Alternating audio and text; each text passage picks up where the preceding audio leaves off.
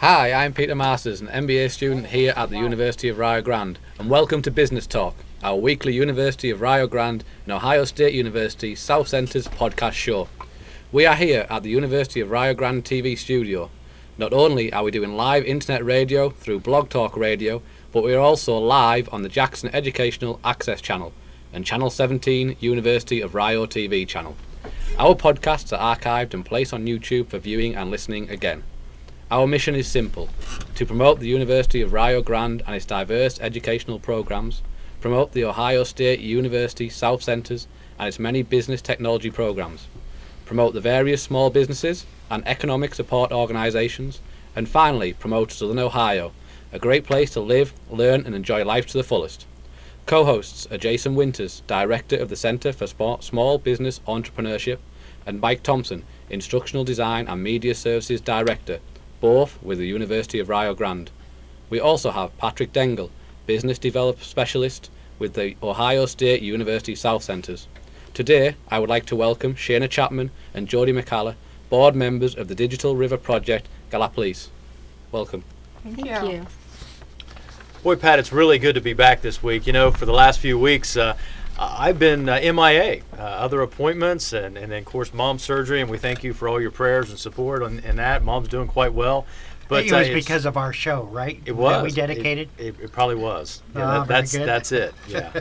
But, you know, it's really good to be back. Well, it's good having you back. We did miss you. The last host that was here handed out millions of dollars, and yeah, I know. I got the residual check. And we still came back. Yes. You know, Pat, our topic this week is the Digital River Project. Yes. And I'm really glad that we scheduled this, and we have Jodie and we have Shayna Shayna with us today to explain the Digital River Project, because, you know, there's so many people in Gallia County that still don't know what's going on. You know, it amazed me last year, the boys and I did Farmers Market. And, of course, we were downtown at the park, and we pulled out our phones, and we had internet access, free internet access downtown. I know. And all of these people kept walking through, and they said, well, what's this Digital River thing that we have internet access? So, ladies, tell us about it. Well, before we do that, what I'd like to do is find out a little bit about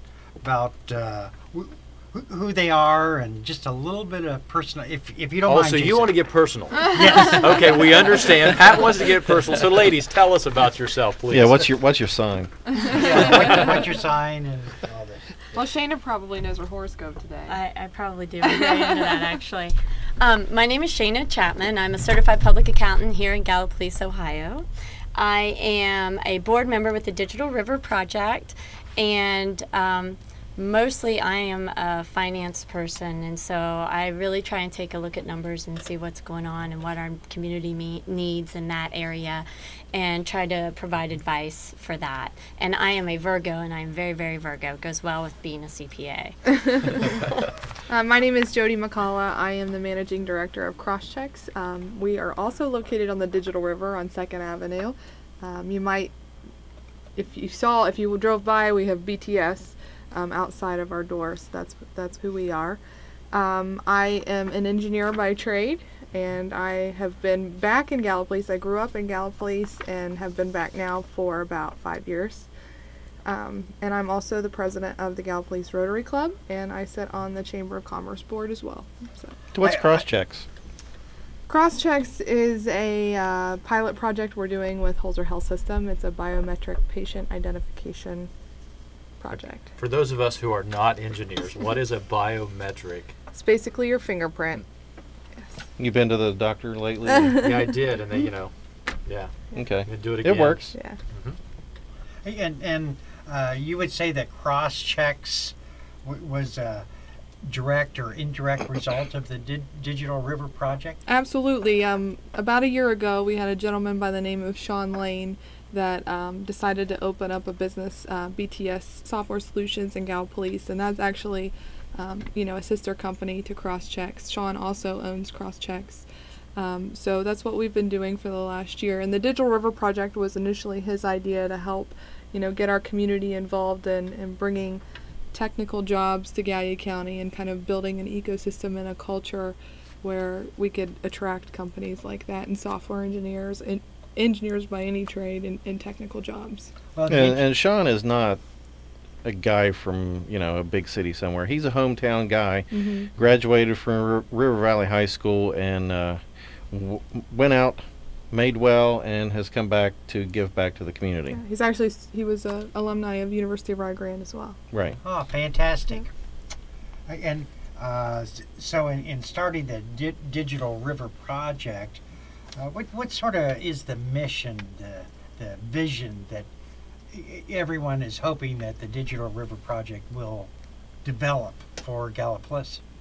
I think that what we're trying to do as a whole, we have a defined district area that we're starting with for the Digital River Project, and it's downtown Gallipolis, and it's the 300 and 400 blocks of 2nd Avenue, and then Court Street and State Street from the river to 3rd Avenue. And the reason why we have a focused area is we think we make the greatest impact if we can take one area and get it all filled with businesses, and everybody can see the hustle and bustle of those areas, and then it'll branch out throughout the town and throughout the county. But we have the greatest impact where people can see things if we get it started in one small area.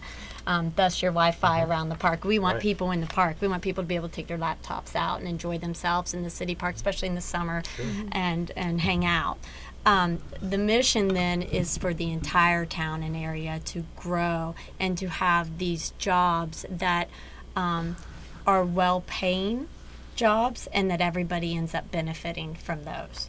Oh, very good. Hey, and what is a couple things that you really like about the Gallipolis area, the Gallia County, the people? What do you like about them?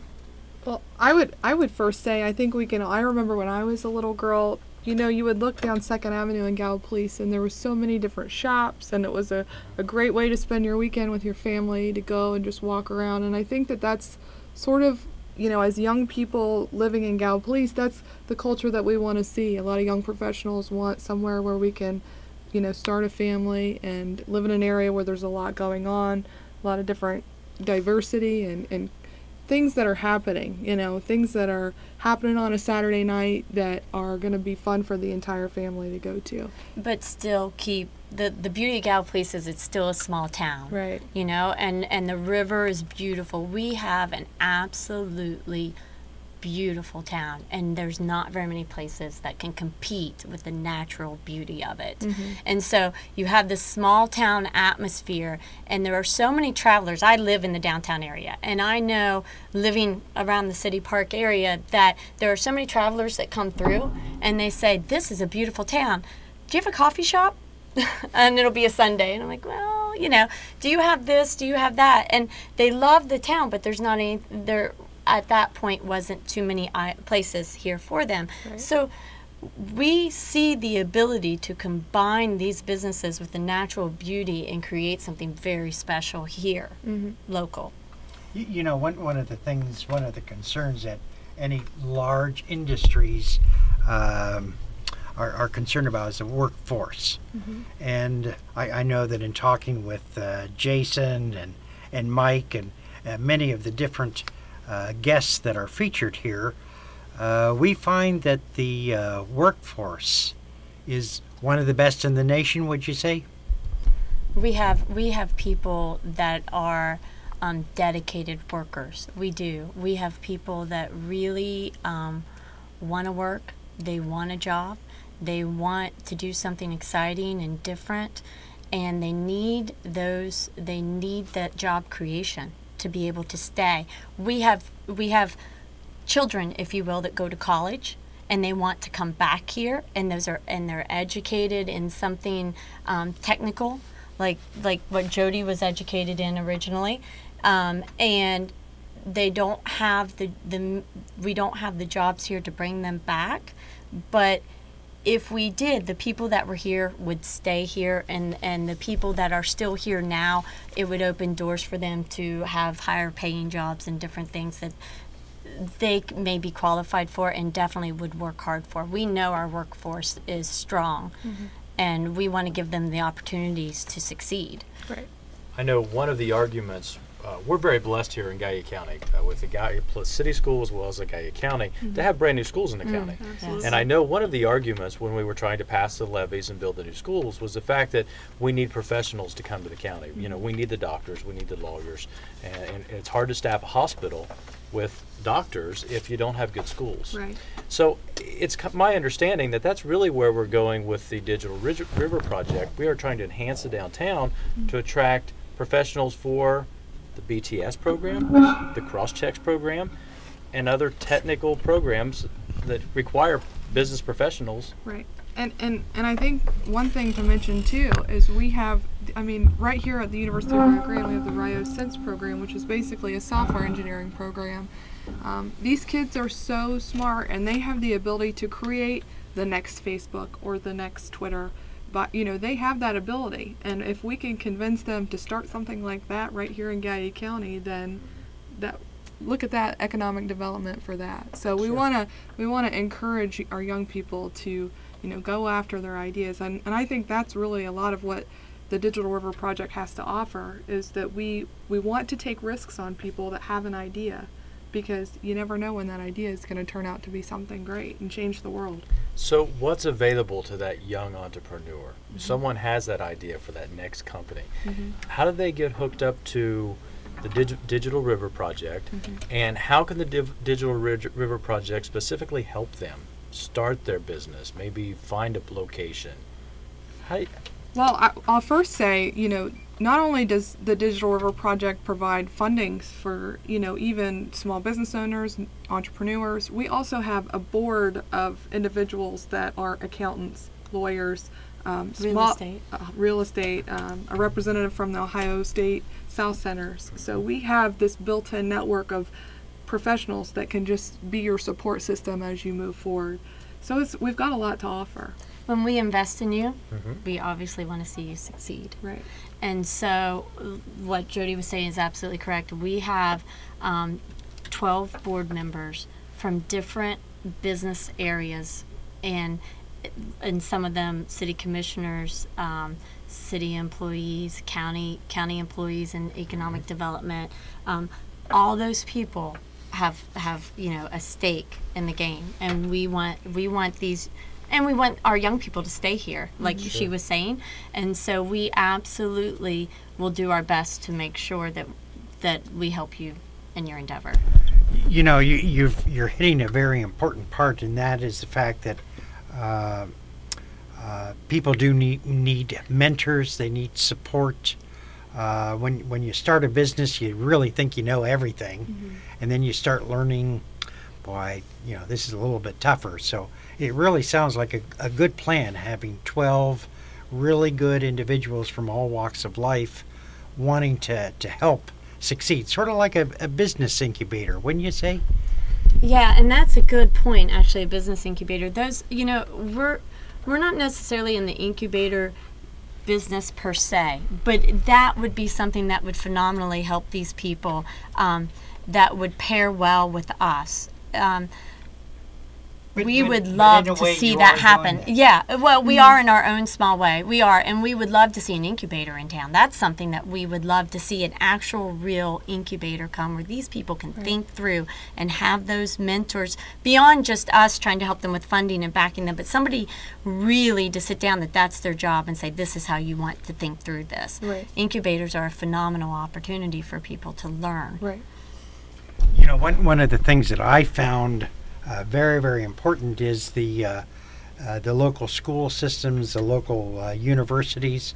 And Gallia County is sort of fortunate to have a very diverse university. And the interesting thing is that they're also involved in working with the Digital River Project and different things of that nature. So I must applaud you for trying to encompass everyone to be involved in helping the community grow. How long is the Digital River? That's got to be short. DRP. We call it DRP. How long has the DRP been in existence? We started our formation about a year ago in January, and that's when we think, you know, we've been working over the past year to, you know, establish our nonprofit status, and and kind of work through our own internal processes to get it going and be productive and effective and do what we want to do. And it's not a self-sustaining organization. It takes donations. So we've had to work really hard with businesses and say, you know, this helps everybody, right? You help these small business people succeed. You know, you help give us grants so that you help give us donations so we can grant them out to these small businesses, and these small businesses become your patrons. And then they help you, and they help you grow your business. It like we keep saying, it's an entire ecosystem. Right. And so if you help donate to us, we'll help give you business back. That's the idea. Keeping money in the community. Yeah. Right. And I think it's, I'm sorry to interrupt, but I think it's taken a little bit of a mindset change in our residents even. I think that it's always been kind of like, well, we'll just wait for the next big thing to come to Gallia County. Well, we have to start making those things happen now and be proactive. So I think that it's taken a little bit of a mindset, especially since, you know, a lot of our background is you know, manufacturing and agriculture in this community. To have that switch to being something that's technological is a big switch for people. Yeah, So. and like Pat can attest to, it's usually not the next big thing that grows a community. It's the small, independent, mom and pop Absolutely. operations that actually grow it from the ground up. Right. So I know we've only been in business for a year. Do we have any success stories? We do. We do. We think we do. Yeah. Ongoing successes. Yeah. Where they continue to grow. Right. So we've only been, like we said, for a year. We gave our first grant out to a clothing store, a boutique. Right. That was our first grant, right? Yes. And we didn't have a ladies' shop downtown. You know, we had baby clothes, which is phenomenal. I mean, it's great. We had, you know, purses. We have hairdressers. We have different things. But we didn't have a place where we women could go buy jeans and shirts and things like that. So we had a lady come to us and say, you know, hey, I'd like to do this downtown and open up a store. What can you do for me? So we worked through the process with her, and we opened up, we gave her funding, and she opened up Jividens Customs. And many of us women are now happy. she gets lots of my business, I know. And not only that, but she also carries men's clothing, you know, and there are a lot of men in there, you know, and so we're happy to offer that, and she's done a great job. Being customs, what does that mean? Well, she also, and Digital River Project, not just this digital concept, like I've said before, we want to offer the shopping and all that kind of stuff. We want to give funding to unique businesses. We don't want a whole street of the same thing. Okay, so here comes this lady that wants to sell clothing, and we don't have any of those, so that's unique to the area. Now, what's really unique about her is she also designs her own saddles for horseback riding, and she sells those nationally, and I believe even internationally, if I'm not mistaken. And she's in the process of designing some other things. So she's known on a national scale as well, and that's where the customs come in. She has those designed, and it's really, if you think about it. I wasn't sure if you got custom tailored suits or what. No. Okay. But if you think about it, it's really neat to have somebody in the area designing a saddle that is sold all over the country and internationally, that people request this saddle, and it's a big deal. You have my curiosity up. You know, Peter is from England, and at University of Rio Grande, it is an international school. I'm not sure how many countries are represented, etc. But Peter is an MBA student, been very actively involved in business, and it's interesting sitting around this table. Everyone has been involved in different businesses, and Peter has.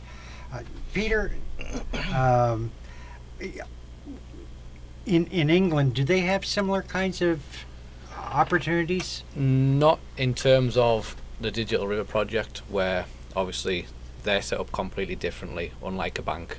In England, there's a lot of small business opportunities, but it's mainly through banks and through loans. It's very rarely you'll get someone who will give an investment and expect nothing in return apart from you to move to their area, locate, and offer employment. I mean, with the economy in the way it is, it must be the worst they've had it in the UK at the moment for businesses creating new businesses. Small businesses are finding it harder and harder to get loans approved, and things like that. I know personally, my stepfather, he has his own small business. He created it 6 years ago and he's still going strong. But many of his friends in the same industry throughout the UK have had to scale down their operations, and if not, look for other employment, mainly because we don't have the types of grant generation or people willing to offer help to small businesses unless you've got, I know the Digital River Project expects the same, you'll need a business plan, but you need the business plan to go straight to banks. There's not many people who are going to say, here, he's $5,000, I don't know how much, $5,000, $10,000, pounds. Sure, I believe in you, you're go right. and try it. You're right. You have to prove Right. that it is of value. Right. Well, we want the Digital River to be a we want to believe in entrepreneurs too. We really want to believe in the entrepreneur, and that we want to take a chance on you. You want to talk about that a little more? Right, and you know, is we do require a business plan, but it doesn't have to be something that takes, you know, months to develop. Not much paper. Yeah, you know, like we have one of our business owners that is along the boutique owner.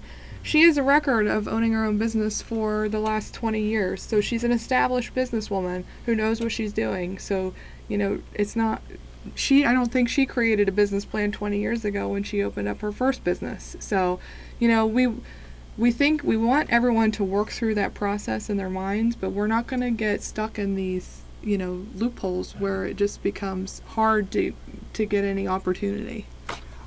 Well, one other thing that needs to be mentioned, if I wanted to start a donut shop, not a shop, but a donut manufacturing company that will require about $2 million, where would I stand on that? Yeah. Well, we don't have those kind of donations. Yeah. You know, that's not what we have, and nor do we have probably the facility to put a donut manufacturer that needs $2 million in downtown. We do have facilities within the county, though, so if there are any out there, I'm sure Gallia County can help you out. Absolutely. But it's not the Digital River Project. We're more along the lines of the small business, and if there's a digital company out there that wants to come out and needs help, we can guide them we can try to guide them where to go to the people that can help them locate here. We're happy to show anybody where to go if we can't help.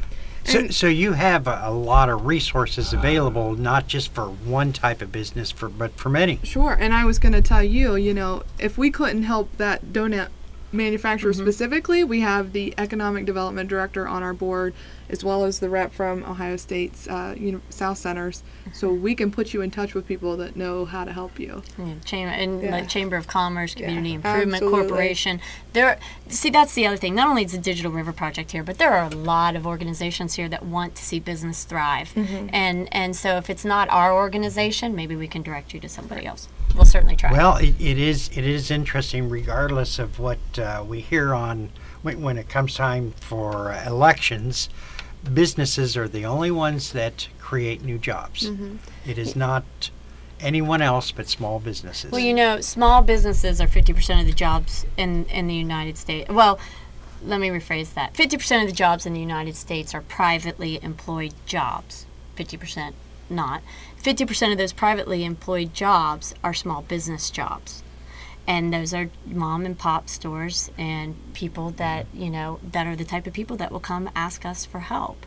And that's a lot of jobs. Small business is vital to our country, and it's certainly vital in a small community.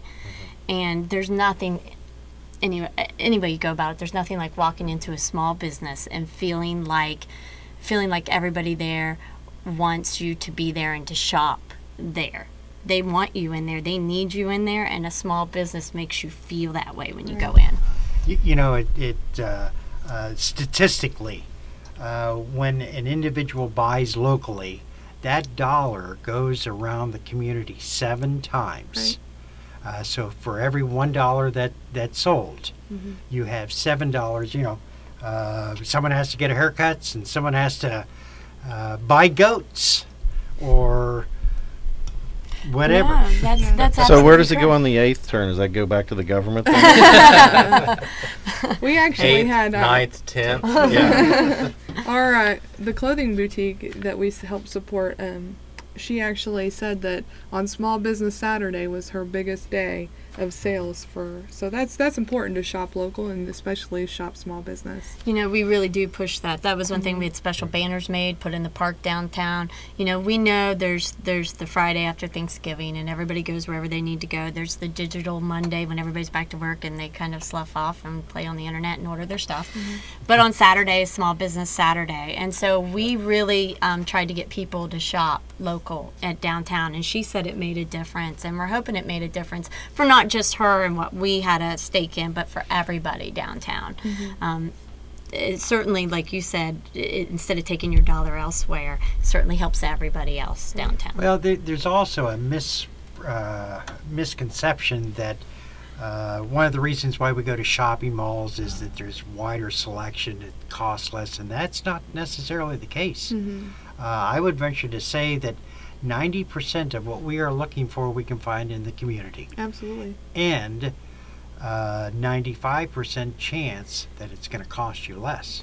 Well, I agree with that. And even if it doesn't cost you less on the price tag, it costs you less by the time you get it. By the time you travel 2 hours to the mall or an hour wherever you're going, by the time you the time alone to do those things, Get lunch. get lunch, and the fact that if you don't shop local, you may be putting somebody else out of business, and that'll be the most expensive item you ever purchased out of town, is the one that puts somebody else out of business, and therefore starts to put other people out of business.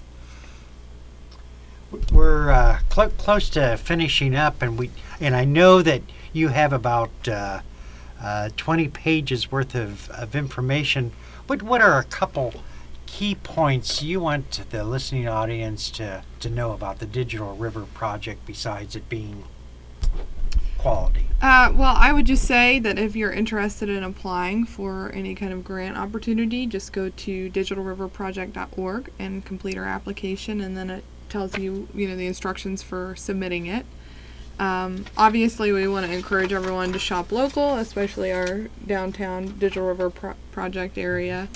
And we'd also like to encourage people to donate. It doesn't take a Absolutely. business to donate to us. Individuals, if an individual wants to donate, anything is helpful. $10, $10,000, whatever you want to donate. And we've had some big donations from local industry, and we are so thankful for those. And we've had people say, hey, we're going to make a pledge to do this for more than 1 year even, and we're grateful for that. But those donations are pure donations. They go into fostering. They don't go in for people's salaries or anything. No, we don't have, well, I won't say we have no overhead costs, because obviously we do things like buy banners and things like that to try and help support us to get recognition. Sure. The video that we created, the website, things like that. But we have no payroll. And all the board members do it on a volunteer basis. Now, are you a 501c3, so is it a tax-deductible donation? We are in the process of that. We have an app turned Very in, good. and Right. if you know anything about turning in things to the IRS, that can take a while. But we do have our application turned in, and But it's still considered it's still considered a charitable donation because we house our monies through the Foundation for Right. Appalachian Ohio. Very good. So that's, you can use that, and They're a- definitely they're a tax 501c3. deductible. yeah. And then I would like to thank everyone that's given to the Digital River project so far. We've had Ohio Absolutely. Valley Bank, Wiseman Insurance, West Banco, River City Fellowship. Who am I missing? Eastman. Eastman's Foodland.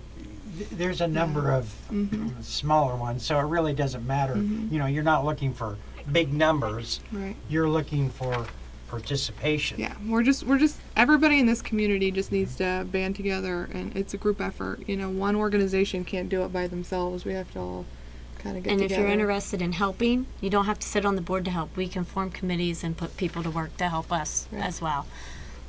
Very good. You have been listening to Business Talk here at the University of Rio Grande, and we would like to thank Jodie McCalla and also Shayna Chapman. They have been joining us today, and they've shared with us a little bit about the Digital River Project here in Gallipolis. Still, I got to get that to roll off the tongue.